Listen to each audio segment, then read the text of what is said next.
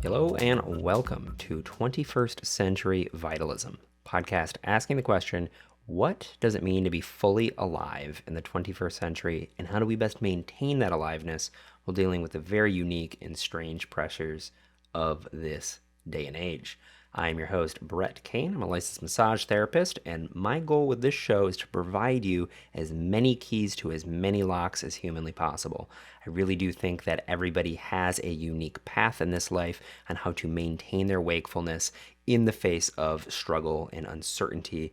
And the show is a way for me to explore that myself and then to also share the fruit of that with you. Joining me today is somebody who has inspired me for well over 10 years at this point through her music. Her name is Zoe Jakes. If you're familiar with the group Beats Antique, you definitely know her. She's one of the primary composers and the lead belly dancer. She is a world-renowned tribal fusion dancer who is also a teacher, has a very successful career in pretty much everything that she does, and she has graced us with a little bit of her time to explore this world of dance and how she has used it to deepen her sense of bodily awareness and how she has turned her passion into a career that is sustaining her and her family. She's a mother, and she is overall just a really badass human being that I was really graced with the presence of. I am really thrilled about this conversation. I think you're going to get a lot from it. If you are somebody who is looking into the world of performance as a means to kind of light your path, then I think that you're going to get a whole lot out of this. So we talk a lot about her journey into the world of dance, what it was like to find Beats Antique and create that, the spiritual implications of her art, how intuition and emotions play into her movement and in her performance. We talk about motherhood. We talk about teaching dance and increasing your sense of bodily awareness and how to avoid burnout. This is a smorgasbord of amazing topics from a very unique perspective that not many people share. So I am super pumped about it, and I'm really glad that we got to do this. If you want to plug into Zoe's platform, head on over to zoejakes.com. That's ZOE Jakes.com. She's also got her music as Beats Antique all over everywhere you'd want to find it. She's touring all over the place. There's a lot of places to plug in. Eventbrite, she has her teaching stuff on there. The link for that specifically will be down in the description as well. So please, if you're resonating with what she's saying, and you can go look at her performances, and if you want to learn how to do stuff like that, which I think everybody should, then please feel free to reach out to her. I'm sure she would love to include you in her community. And yeah, so we're going to dive right into it. If you want to support this show, head on over to Apple Podcasts, leave us a 5-star review. You can follow us on Instagram, like us on Facebook, subscribe on YouTube, leave a comment, rate, all the things that you know how to do in the digital age. Anything that you'd reach out to us through is really appreciated. We also have that Patreon, patreon.com/21st Century Vitalism. I hope you've all been well. It's been a minute. I just opened up my massage office, so I am putting a lot of time and energy into that, hence the delay in episode release. But I've not forgotten about you. Been thinking about it a lot, and we will continue onward. So thank you again so much from the bottom of my heart. Please open your hearts, drink some tea, do some stretches, and welcome Zoe Jakes.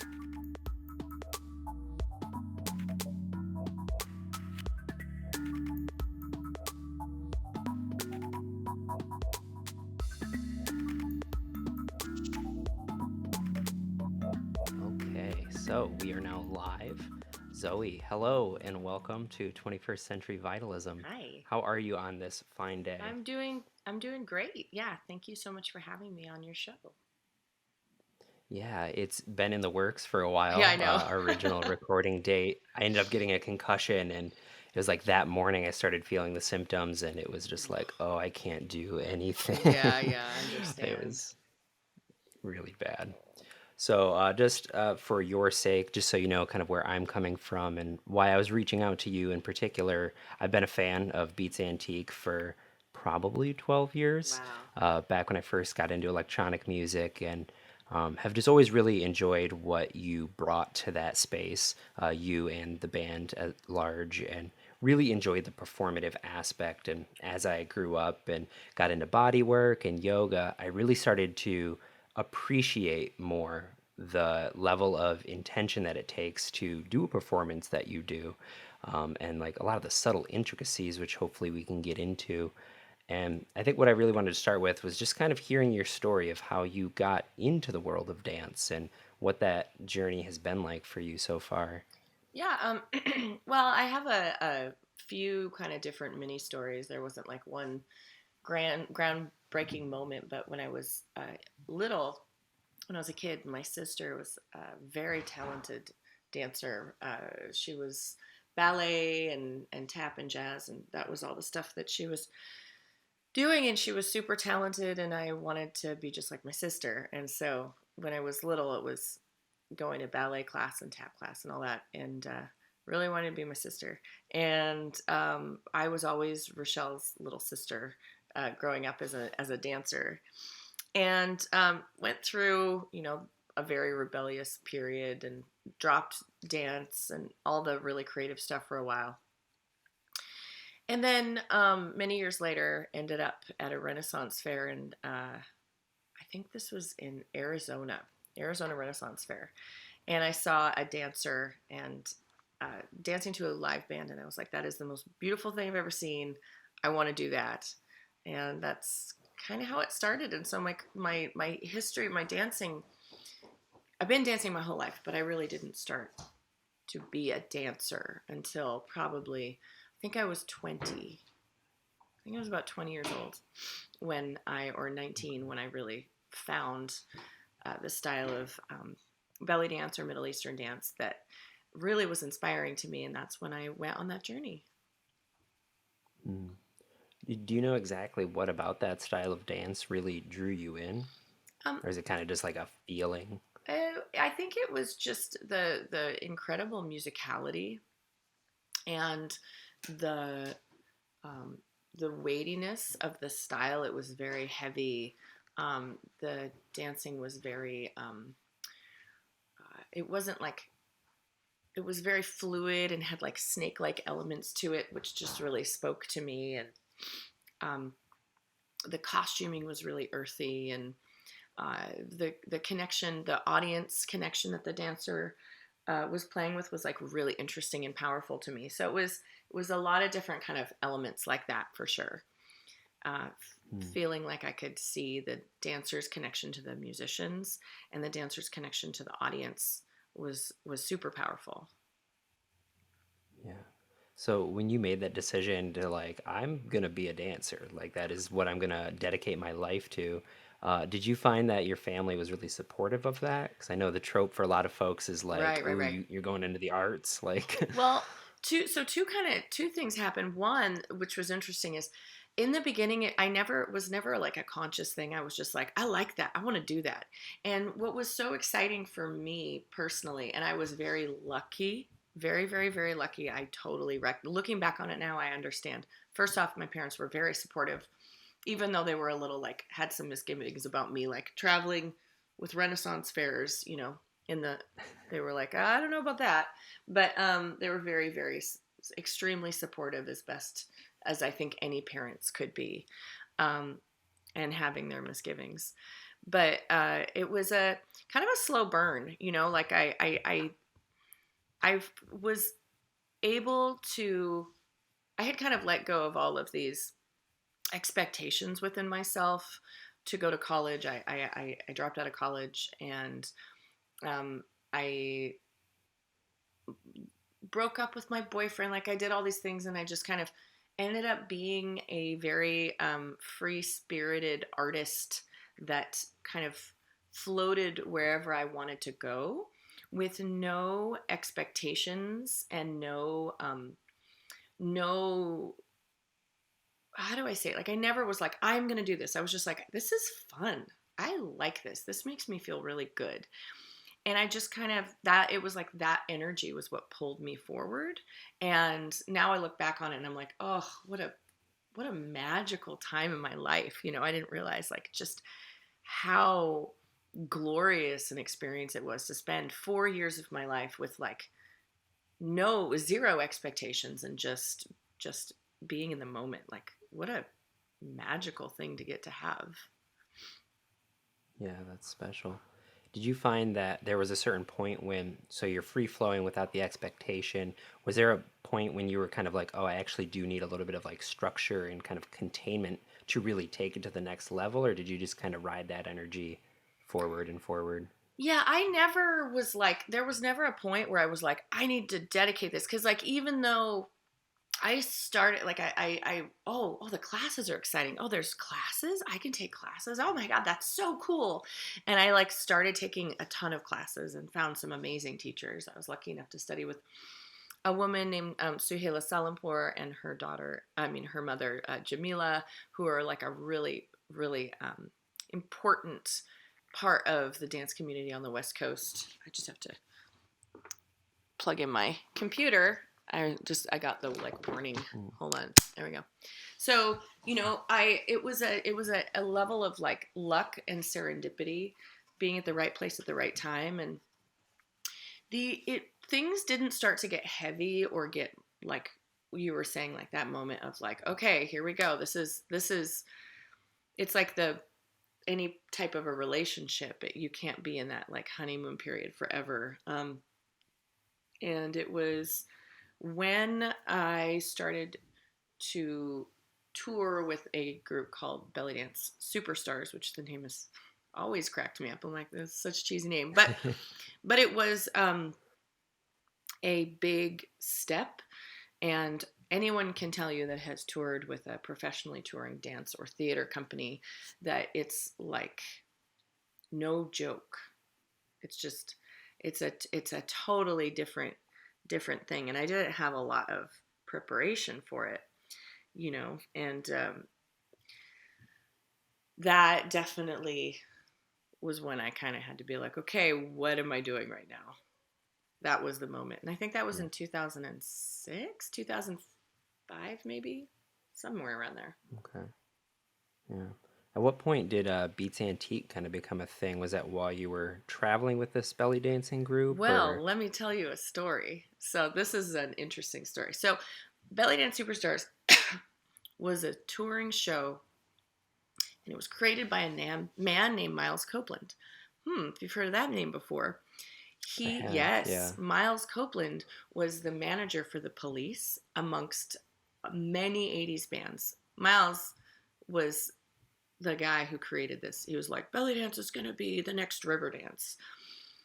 So his brother is Stuart Copeland. He's directly connected to the Police, and he's had the biggest, I don't want to say something that's not true, so I won't say that, but he had a huge record in label with, the biggest names in the 80s rock. So that's the man who made this touring show that I was in.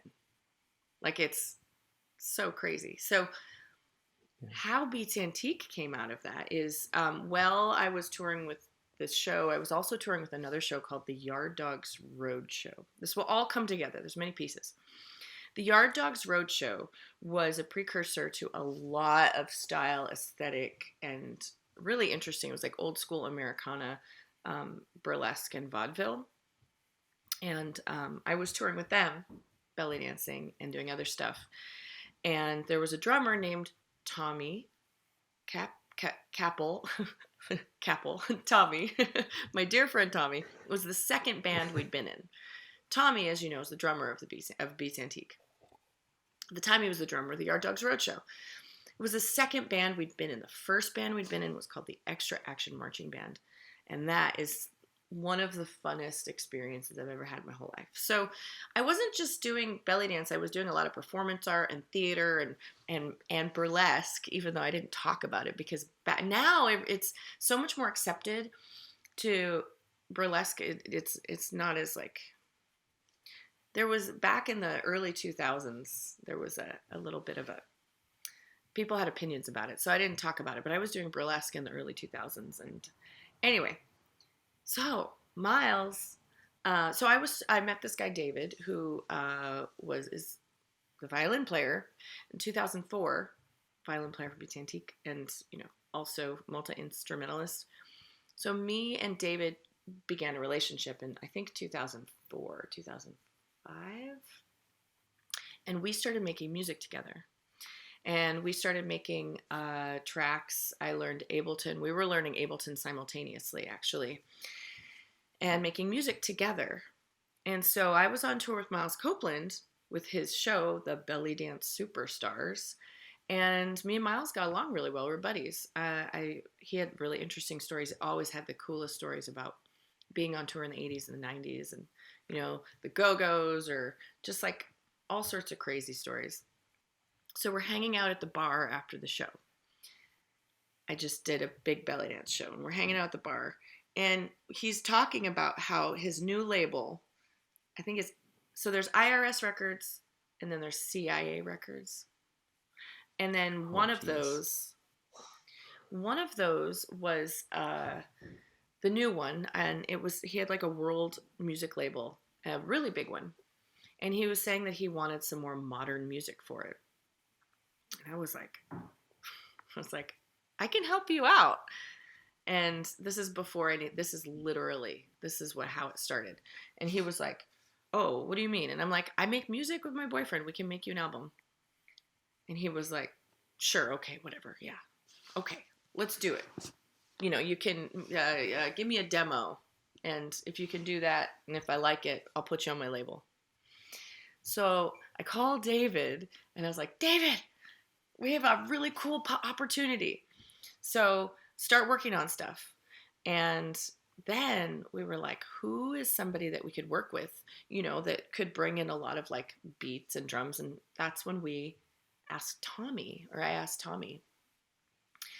And Tommy started working on tracks. But Tommy, I think, wasn't working in Ableton at that point. He was working in another program. But he started working on tracks. Me and David were working on tracks. And I was directing it like completely. I was like, something like this. This song needs to be structured like this. I was like heavily involved in the arrangement in the first album because I was kind of leading that project in the beginning. And of course, the guys brought in their own incredible voice, and that was the beginning of Beats Antique. But it was a really interesting beginning because we were not doing it as a band. We were doing it as a recording project that had been specifically requested. So that was the beginning of Beats Antique.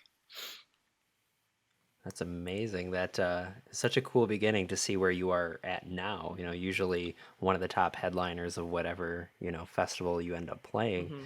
So that's really incredible. I know a lot of folks who, I engage with a lot of people in the festival community, and I feel like a lot of the people who are fans of your music tend to have some sense of spiritual inclination.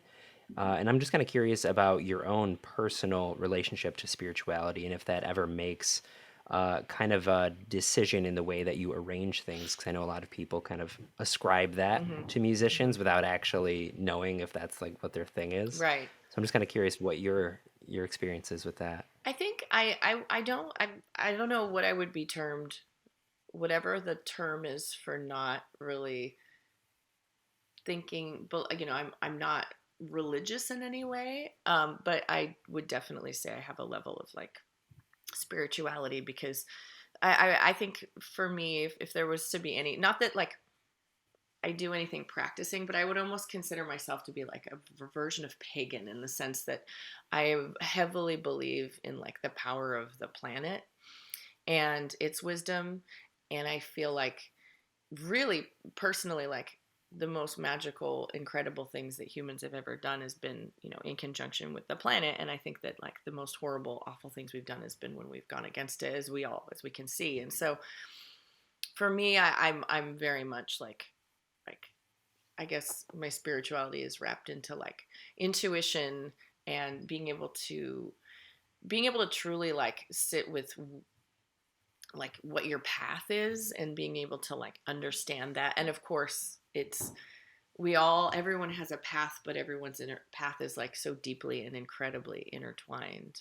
So it's really, I would say, how that relates to the music and the feeling that I have when I'm a part of it or making it or building choreographies to it is this the beauty of like the universal truths that we have as humans and like even though the details are different, there's always that like that universal truth, something that just means is like so powerful for someone, you know, a gesture which maybe is a universal gesture, um, in that moment when somebody watches you perform, you know, they feel their own recognition of what that moment means to them. And so really it's like the we are like so deeply intertwined and connected. And uh, I think my all my art comes from that. And I would say the spirituality that I do feel in my life comes from that as well. Mm. So, like these movement practices such as dance, and I honestly put like what you do in the same category as like a Tai Chi or a yoga, Mm-hmm. and that you are kind of like moving energy around your body in a way to kind of express. Do you kind of feel like that has helped you connect to that intuition, that deep space? Like, what is that interaction between like your thinking mind and when you're performing, Well, if it's that tracks? yeah, no, I understand what you're saying. I just like have to think about it a little bit. The feeling that I get about dance, especially when you've been dancing for a long time, when you've been training and dancing and you've been sitting in something for such a long time that you don't have to think about the movement that you're doing anymore, but it just is part of you, is that there's a couple things. I think dancing is my meditation. So in that sense, I think it is really, really connected to that, and the idea of like flow yoga and the way we can like pull away from our thoughts and just kind of be in the moment. I'm not saying I'm always successful, but that's my absolute goal. Um, I find uh,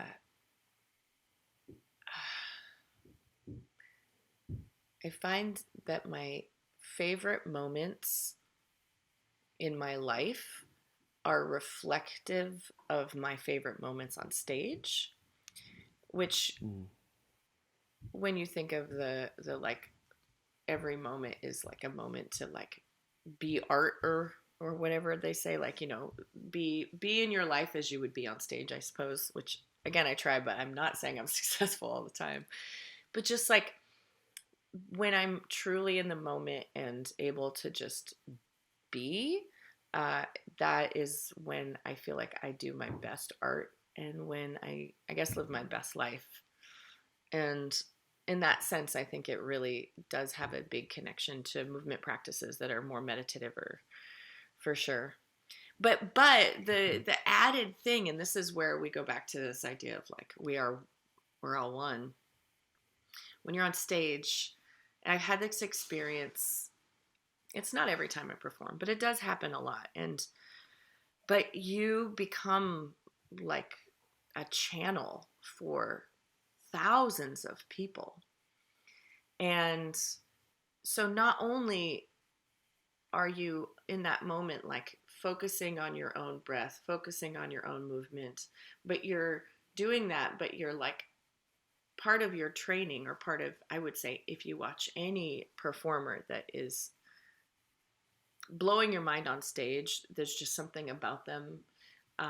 I feel like we all, as performers, have this way to channel something bigger than ourselves, and something that's I'm sure in like 200 years science is going to say, oh my god, there's this crazy thing and blah blah blah, and the way dark matter is actually these molecules banging together, and or like on some deeper string level shit or something, but like something that explains this like incredible connection that we have when we're all together, and how it can be something that can be very very very good. It can also be very bad, but like in when we're talking about performance, like you truly as an artist become a channel, whether it's a channel to the audience or the audience to you. It's like that's just kind of part of what you get to play with as a performer. Mm. Has there ever been a moment when that channeling, like from the audience to you, has kind of felt like a little like uncomfortable? Have you ever been in any settings where that process has kind of felt like congealed and just like, oh, like something is just weird about this? Only when I'm feeling I'm in my head and I'm not present and I'm projecting my insecurities, uh, which is something that we do when we're feeling uncomfortable and unsafe. And then another one is there's been a couple times that I've been in front of a crowd that was not good. We opened up for someone that was not.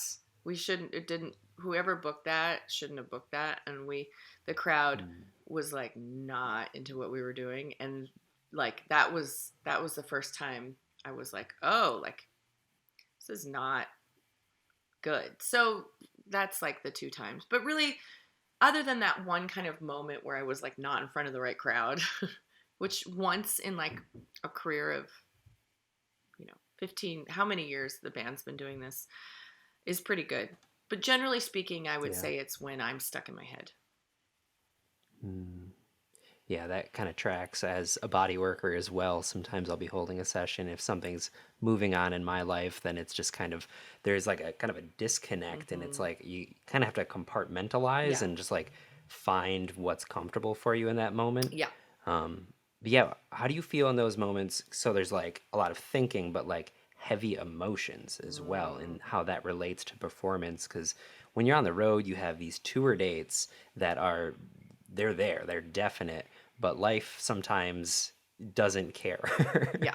Have you ever like had a chunk of time where you're like, I have all this stuff to do, I have this heavy emotion that I can't seem to shake? Are you able to like channel that into your process, or is it something you, like I said, like have to compartmentalize and just show up for the fans? And like how do you handle emotion It in depends. that? I actually think I'm really good at compartmentalizing, and there's only been a few instances with like some heavy relationship stuff where I think there's a couple shows that I just had to push through.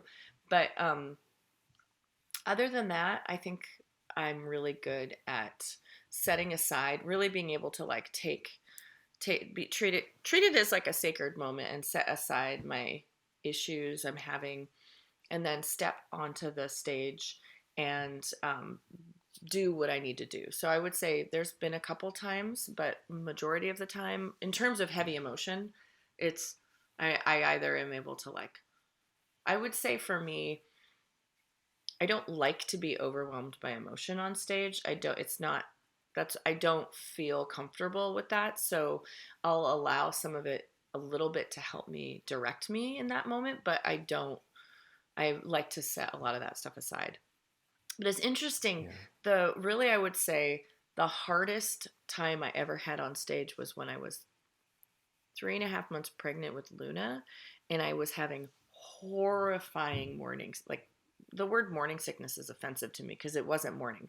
It was just like a month and a half of pure hell, and we were on a tour, and it was really hard for me to be present when I was like, I might barf on the audience right now. Like that was hard. And nobody knew except the band. Like nobody knew I was pregnant. So Wow. Yeah, I saw a video in preparation. I was just doing some last minute stuff, and you announced to the crowd that you were pregnant. I don't know how long into the pregnancy it was, but that was astounding to me because every pregnant person I know is just like, no, I ain't doing that. mm-hmm. So, like, yeah, how were you able to like make that decision and really stay with that? It's just such an impressive thing. Do you mean like stay with performing while I was pregnant?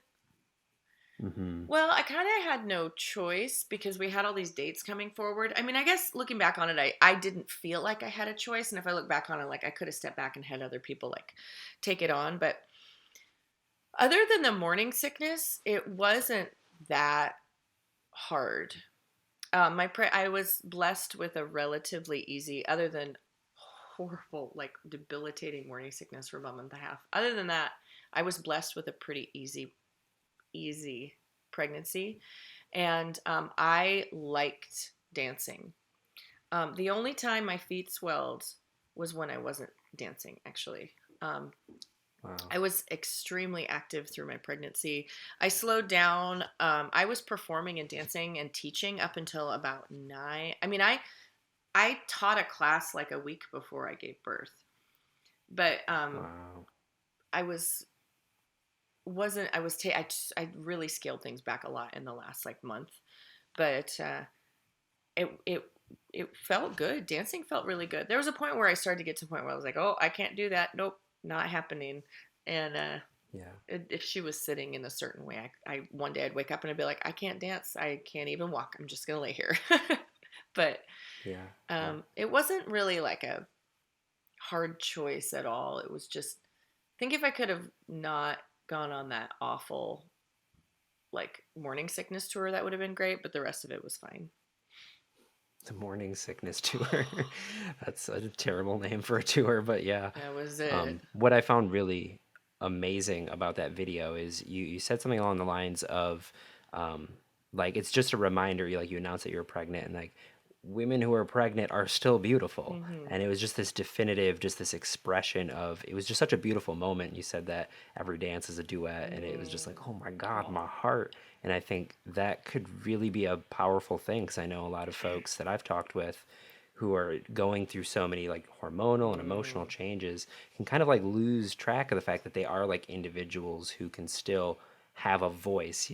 Oftentimes society likes to be like, you're a mother now, that is you first foremost, and people kind of like put themselves aside, and I think that there's like a synergy, right? Hmm.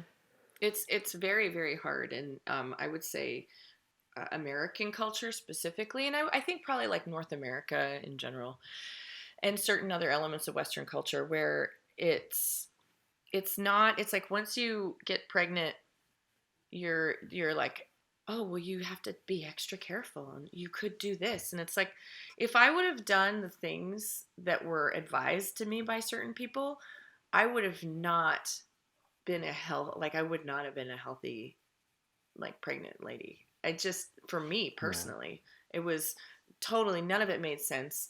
Um, and finally, I found this midwife who was incredible and all. And she said, she's like, just if there were things that you did before you were pregnant and they feel good and they continue to feel good, then that's good for your body. Like that's what your body knows, that those patterns are safe. And maybe don't like start long distance running 6 months into your pregnancy. Maybe don't pick up something you've never done before. Like that's probably not a good idea. And it was the most kind of Yeah. sane opinion that really rang very true.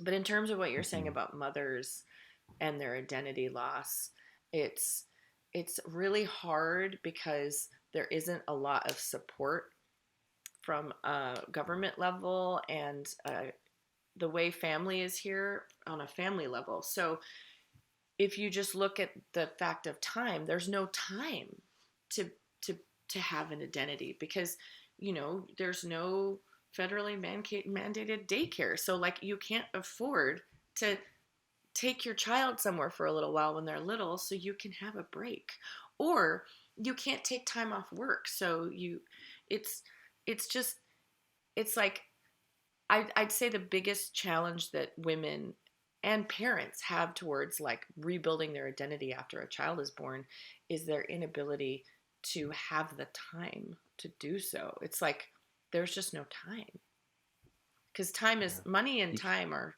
you if you're wealthy, you can pay for that time, but if you're not, you have to do it yourself. And so people, it's like a grind. You're like, take care of the kid, do the thing, da da da da. And by the end of the night, you're so tired, you just pass out, and there's just no time.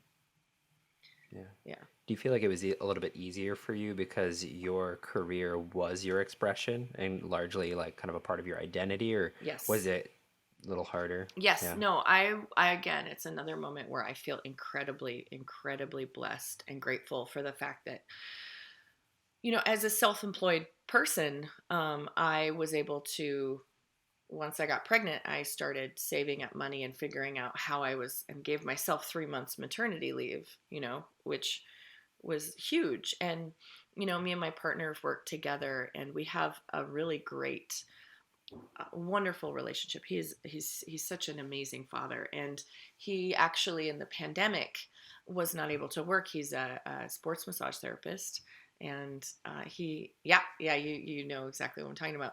He couldn't work, Yeah, and we get so along. mm-hmm. So he ended up becoming full time caregiver for Luna, and I work full time. But you know, a lot of my work is sitting in front of a computer. And so when she was little, I would have her with me all the time while I was working. And so again, I feel really like grateful that we've been able to make it work. Hmm. Yeah, I was kind of curious because I know a lot of like all performances were kind of shut down for about a year and a half, and I'm kind of curious what did you and the band end up doing as a response to COVID, and did you continue dancing, and like how did that help you process the fact that we're in this crazy time? Dance saved me through COVID. Dance was my savior on many different levels, emotionally, spiritually, physically, financially. Um, I just started teaching online, and I taught online for the entire pandemic. I was teaching 3 to 4 days a week for a long time. I had an incredible student base, and people were I built a whole new dance community through these online classes I was teaching that still exists now, which is wonderful. And performing, not so much. I personally did not enjoy. We did some online performances, and they were okay. But I'm not a online like performer. I don't like one of the things that kind of started to happen is people would make these beautiful videos where they would film themselves dancing and editing them and make these gorgeous videos. I personally don't, that's not the way I like to express myself. For me, it's in the moment with the audience. And so I actually did a couple of those, and I was like, I just didn't, I love watching them. I love watching other people's what they would contribute. But for me personally, I was just like, there's nothing. I don't enjoy this. It's not worth it. So other than a couple things here and there, I kind of didn't perform at all. I was just Mhm. teaching nonstop, so much teaching. What's that like for you? Like to be able to teach other people how to embody in this very precise way that I would consider it to be kind of like an intimate thing. It's something I wanted to bring up earlier. And like the nature of belly dancing is very involved around a very typically vulnerable part of the body. You know, we store a lot of like Hmm. emotions in our core, and it's kind of our sense of like grounding. And I'm kind of curious what your experience is with teaching other people in a way that is like, do you have to like kind of be like partial therapist at some point? Because I imagine it churns up a lot when people are just learning how to do this. I think it feels more to me like the thing I've experienced that is I think the most important thing for me to just as an artist is I find it forms a connection, a human connection and community in a way. I think with so something that I read, I don't like, I can't, I don't have it in front of me, but it's something I read and it stuck with me. Is when people dance together, um, they start to breathe together and their heart rates start to synchronize together. And to me, and that of course that's going to happen in any form of dance. The more rhythmic the dance form is, I think, meaning the more like repetitively patterned it is, the more it's going to happen. And I really feel like that is what created some of the most kind of beautiful connection and I would say emotion. I think with all the isolations and stuff, I think people, like my classes are really focused and really demanding technically, but also like, we get on that level where we're like breathing and moving together. And so um, there are moments in the class where I think everybody is just like kind of transcending, you know, whatever it is and just being in the moment. And that to me is the most intimate experience is feeling that. And I do think that this form of dance is very liberating for people. For some people, whether, they haven't felt like they've been able to be connected to their bodies or move with their bodies, like you were saying, like it's the torso and the hips and the pelvis, like when those things start to move, it's going to shift things emotionally. I would say it helps people feel like they're connecting to something in themselves that they didn't really even know was there, I guess.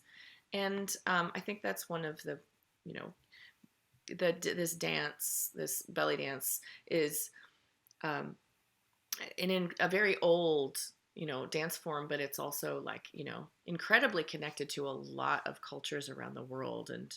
And I think that, if you look at the history of it and you look at where it's come from, it's a very community oriented form where, like, it's always shared. It's always a shared dance form. It's like always shared. A lot of the times it was like with the women dancing together, sisters and mothers and children, and there wasn't like a class where you would learn. It was, you were moving with your family, and you were like, or you were watching like your aunt or your sister or like someone in the community performing, like, but very casually for the group, and you would like follow them behind or whatever. So that's, it's like it just, I think that this dance form, and I think that the community that kind of has evolved around it, is filling in a need that we have that we don't get anymore, and that is a sense of community and family through uh, dance and music, which is Mm. everywhere in the world except the modern, like, not modern, but like the more kind of westernized people in other cultures are always singing and dancing together and like experience, but it's much more casual. It's not so really for dance. uh so I'm kind of going on a tangent with this, but really I love it. I love it. I feel like Western culture has kind of taken this, and it's funny that I say this because it's what I do. I go on stage and I perform and people watch. But that's not the roots of this dance form at all. It's this dance form comes from everyone dancing together, and it didn't matter if you were good or not. It was about the way it made you feel. And I think in dance class, that's what people really, a lot of what people want. And of course, people want to perform. I'm performing, that's like an aspect of it. But really, when we're in class, I think it's about just like feeling your body in a room with a group of other people. And that's Mm. the magic.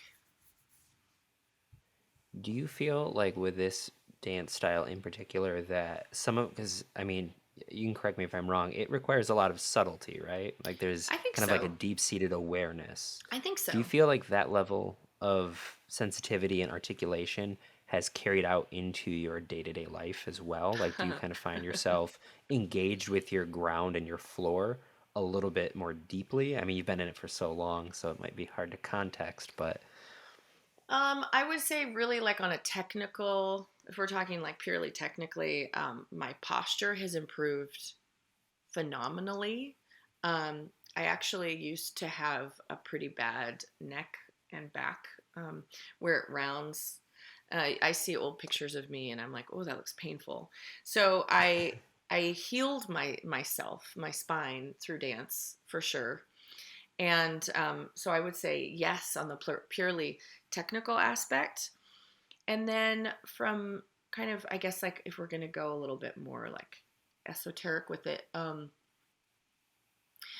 think it has sometimes, but I think I'm a very kind of mildly neurotic and somewhat impatient individual. And so my life challenge has always been to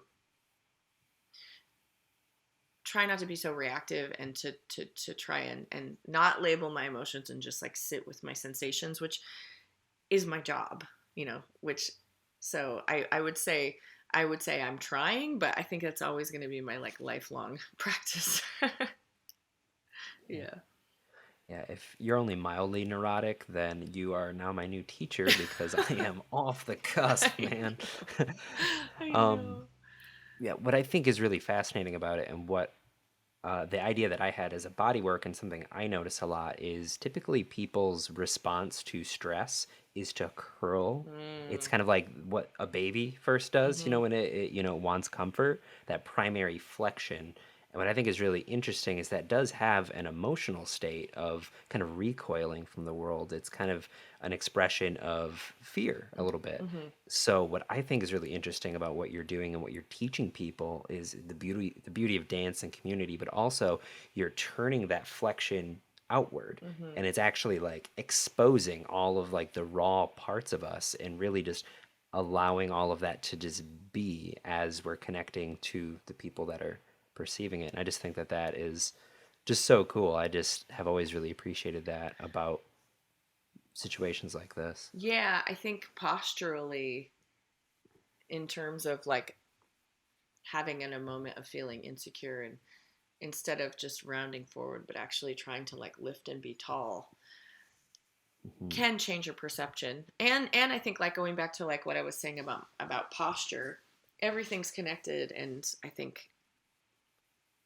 building your posture is also completely connected with the emotional state that you're in when your muscles are flexed and working a certain way.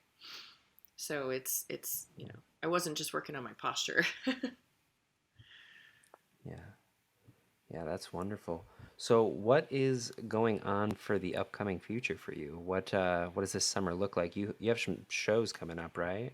Yeah, we're doing Psycho Fest, which is a it's I know it's a metal fest, but Bone Thugs and Harmony is going to be there, I think, and there's some other. It's going to be at the Mandalay Bay in Las Vegas, which is I'm super excited. It sounds really fun, and there's going to be some cool acts that I can't wait to see. But yeah, that's happening, and then there's this summer I'm actually going to Europe. I'm really excited. Ooh, okay. Yeah, I'm going to Europe. Is that just for personal, or is that kind of a I'm gonna go career teach. thing? And Beats Antiques doing some Nice. European dates. I don't know if we're officially supposed to like announce it, but I'm just talking about it, so it's fine. But yeah, we're going to Europe. Yeah, You don't have to edit yeah, that. But we're going to yeah. Europe. We're gonna do. Someone you heard. Someone I heard said Beats Antiques can be in Europe, Yeah, yeah, and yeah. that's really really exciting. So I'm going to Europe, and I'm gonna go perform, and I'm gonna go teach, and yeah, it's just like really cool stuff. I'm really grateful. I have a very, very amazing life. Like, I just, so much gratitude. It's a lot. It's really overwhelming, like, to the nth degree. Like, that's what's, because I was thinking about, oh, and I'm going to Europe. And then I have a dance program called Dance Craft, which is a certification dance in my style. And that's happening in September. And then I'm doing my first Costa Rica retreat in November. So that's happening. It's all just like amazing stuff. But as a self-employed woman, it's very it's very overwhelming, and then, really trying to be a really good mother and deal with life stuff. So it's like and I think this is how a lot of people feel. It's like things are so great, but it's just a lot. It's like so much. Yeah, yeah. So do you often kind of feel like, do you feel at all like a little claustrophobic in the life that you've created, or do you feel like there is a lot of moments of like space? Because I know a lot of people who are on the onset who are Hmm. like hearing you and they're like, I want a life like that. I'm just kind of curious, like, what can they expect? Like, what are some of the attributes that they should be expecting to cultivate? And like, is there any like things for people to look out for? Mm-hmm. Totally. Like burnout. Like, what does burnout look like? I'm well. I can tell you first and foremost, I am a bona fide workaholic. So I would say almost to like I need, it's a problem, but I've been working really hard to try and push back a little bit. Uh, so I think whenever you're self-employed, you just have to like be a workaholic, and so then we get to burnout, and burnout is a real thing, and it's really important. to understand that it's not a if, but it's kind of a when, you know, and it happens in waves, and finding ways to diffuse your burnout without throwing in the towel is a big one. And then a lot of extremely high stress situations where you are very, very, very challenged to not be reactive. And that's kind of where I feel like I'm at in my life as a human being, is like really saying like, okay, this is going to keep happening. And so you can't stop it. It's the way that you are going to respond to it.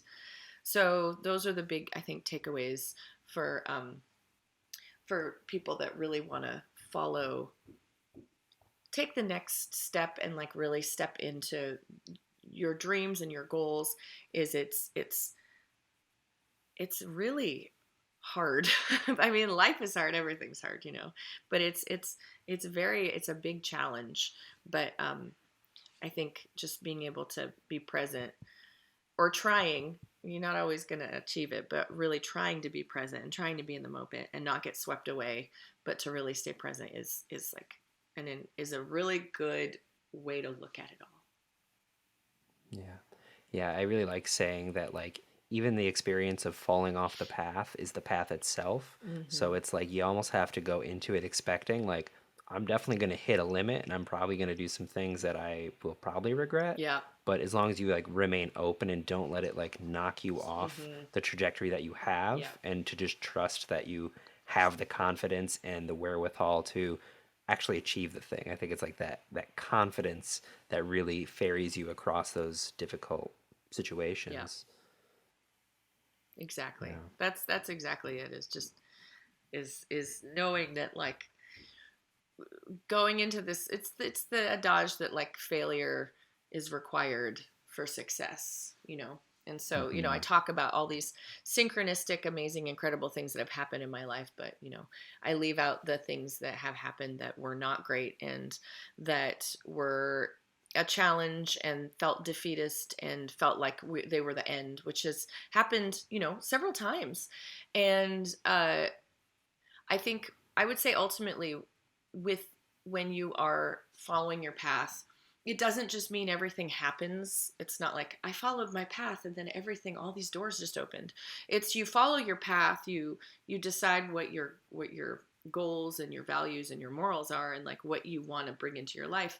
And that means sometimes that something's going to happen that looks like a terrible failure and feels like it's a significant end to your path, and it could even dissuade you from continuing down your path until you get some space from it a few years later, and you're like, oh, if that hadn't have happened, none of these other incredible things would have happened. And of course, what we trade, you know, I'm 43 now, and what you trade for youth is, I think the most important thing I've traded is the understanding of patterns, and seeing you truly have the insight. That's wisdom. Wisdom comes with time because you have to have gone through some cycles in order to be able to see those patterns.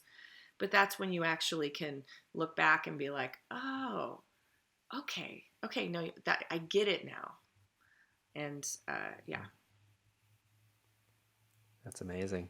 Yeah, I am a Buddhist practitioner, and that's essentially what you just said is the teaching on karma. Is essentially, I mean, it's kind of that like we really don't have as much control as we think we do in a Mm-hmm. direct way, but by viewing the patterns in our habitual responses to things, we can find the moments when there's gaps in it. You Mm. know, but when there's like, I have a feeling, I have to act, there's like a space in between that, and that's when you can go in and change the pattern, which kind of Oh. operates habitually, and like that's actually what like karma is pointing to. It's not just like you do good, you get good, you do bad, you get bad. It's like seeing your habitual Mm-hmm. tendencies and like learning how to interject and like change that course. And I think a big part of that is recognizing that like failure is an opportunity to become professional. Mm-hmm. You know, it's like it could either completely knock you off, or it's a moment to re-clarify, see what the pattern was, and be like, I'm really committed to this vision and I'm going to see it through. Yeah. So I'm going to change the pattern Yeah. to actualize. Totally. Well, yeah. Exactly. Yeah. Yeah. That's I mean, it takes time. You got to like have some life experiences before you have any habits that you can try to change. Yeah, yeah. Lots of mistakes. Lots of Yeah. mistakes. All right. Well, Zoe, this has been really wonderful. I'm really glad that we got to do this. For a while, I was like, oh, that's gone. That boat has sailed. But luckily, your wonderful assistant has connected us. So Yeah, I'm that was really awesome. thankful. Yeah, thank you so Yeah, much. I'm really grateful to get to have some time to talk about these things with you, and thank you so much for having me. of course. Before we let you go, where can people find you if they want to start training with you and want to see some of your performances and maybe listen to your music? Yeah, where can people connect? Well, I have a really like the best place to find my classes is through Eventbrite. Everything's on my Eventbrite, and you just search my name, Zoe Jakes, on Eventbrite. It's just eventbrite.com, and that's where my classes will pop up. And then regarding shows and stuff for Beats Antique, we have all of our show dates on our website, but also you can follow us on Instagram and just look up Beats Antique. And I'm also on Instagram, Zoe Jakes, and I'm pretty busy on there. And pretty much anything in my link in bio will link you to any of my classes or my YouTube and all that stuff. So following me on Instagram is kind of the way to go. Heck yeah, cool. It's kind of where everybody's at these days. Mm-hmm. So awesome. Well, thank you again so much. Yeah. Really, it's been such a pleasure. Yeah. Thank you We'll for catch you having next me. time. Absolutely. Mhm. Thank you so much. Have a good one. You too. All right, my friends, that was the episode. Thank you so much for listening all the way through until the end. I really do make this show for you. I say that every week, and I mean it even more every week. Like, is slightly increasing every time I say it. So thank you so much. Zoe appreciates it too, I'm sure. If you want to keep in touch with her platform, head on over to zoejakes.com. That link is down below. Her Eventbrite is also down below. And give Beats Antique a listen. They're good. They're really good. They have so many genres and styles, and it's all just so unique and beautiful and wonderful. And I think that you should put it in your ear holes. I think that's a good thing to do for your life, for your health, for your heart. Yeah, I'm sticking with it. Catch us next time. We got another amazing guest coming up. So, peace.